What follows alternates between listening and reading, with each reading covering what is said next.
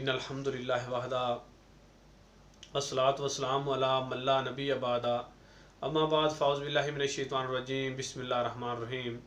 मुअज़्ज़ज़ सामीईन और सामियात, जैसा कि आप जानते हैं कि जन्नत में ले जाने वाले 100 अमाल का ज़िक्र शुरू है।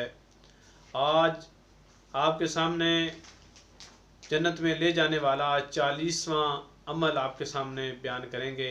मेरे अल्लाह से दुआ है अल्लाह मुझे हक़ सच बयान करने और फिर हम सब को इसके ऊपर अमल पैरा होने की तौफीक अता फरमाए।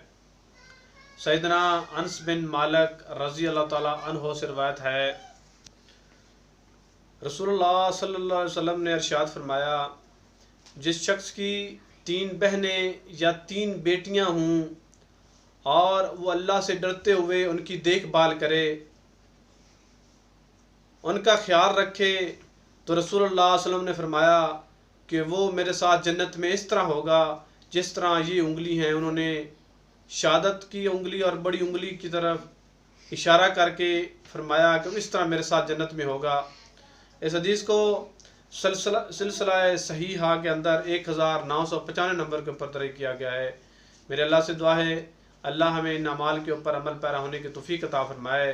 अल्लाह हमें ज़िंदा रखे इस्लाम पर, अल्लाह हमें मौत दे शहादत वाली। अस्सलामु अलैकुम।